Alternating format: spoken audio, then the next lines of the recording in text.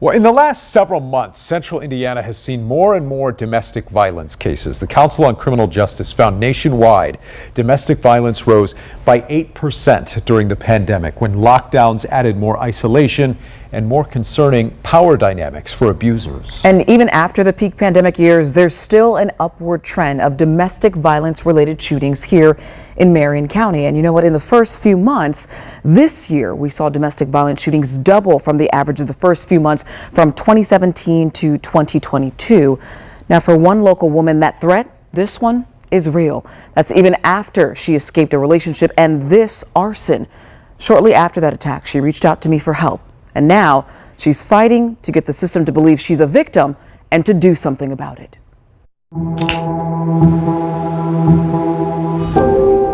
I just remember thinking, like, he's going to kill me. This is going to end with him killing me. In early January, London Jones, her baby, her parents, heard loud popping noises. Large orange flames filled their cars in their driveway in Marion County. The 27-year-old nurse only woke up in time to escape because her date called to let her know his Johnson County driveway was on fire too. Terrifying, because I feel like that's only a step underneath murder. Her ex-boyfriend and father of her baby, Elijah Hook, now faces arson charges in both counties, but no domestic violence charges are filed yet, and Jones says that's the problem. He was actually in South Carolina watching me through the camera. He was tracking my location through the Ford Pass app.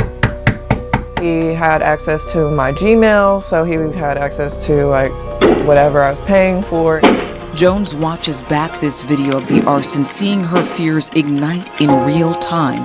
The new mom says after 3 explosive years together, the couple broke up, which led to financial manipulation, harassment, and stalking.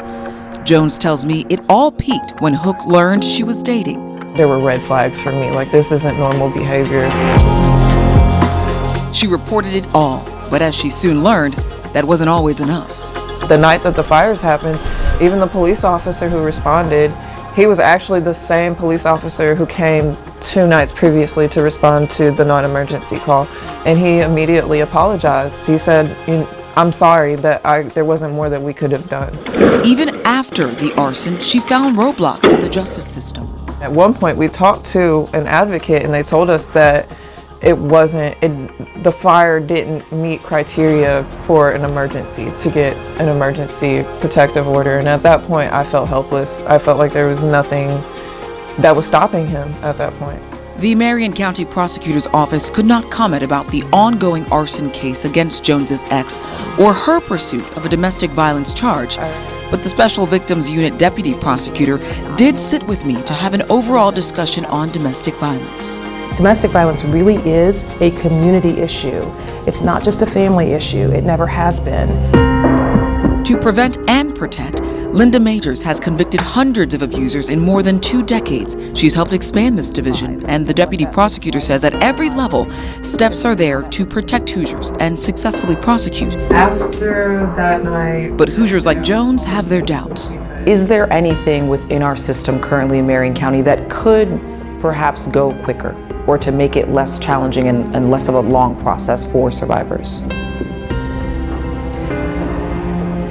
That's a very difficult question because our dockets are so heavy with cases. So in answer to your question, are there things that can sort of expedite the resolution of the case? I would absolutely say that if we are able to get to a point where that case can be resolved by a plea agreement, then that would be something that could expedite the case.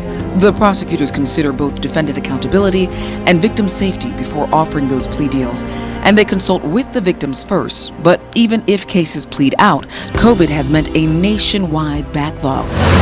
Major says there's up to 40 cases on a Marion County criminal court's docket each day. For someone like Jones, none of this helps since her domestic violence claims remain in limbo. For cases that are filed, I asked what could change the system or better support survivors. Majors says more money. We would absolutely love to have additional deputy prosecutors in the system. We'd love to have additional advocates in the system. About 7% of the county's budget is going to the prosecutor's office this year. In total, it'll get nearly $31 million, 1% more than 2022. But with more funding for more staff, Majors believes even more could get done, which is all Jones wants. More chances to see past today and live for tomorrow. I just pray that, he sees the time that justice is served, and that my daughter is safe. Hey, girl.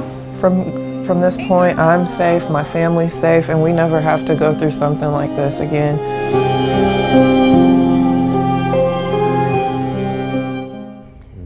As of this evening, no charges still filed with domestic violence for Jones. Now, both the prosecutor's office and agencies I spoke with say they want to further improve our complex system, especially for Hoosiers like Jones. Yeah, and that also means leaning on local resources and advocates, including public agencies like Indy Champions. In Jones's case, should a domestic violence charge be filed, she'd automatically be connected to an advocate, and Marion County says that does make a difference.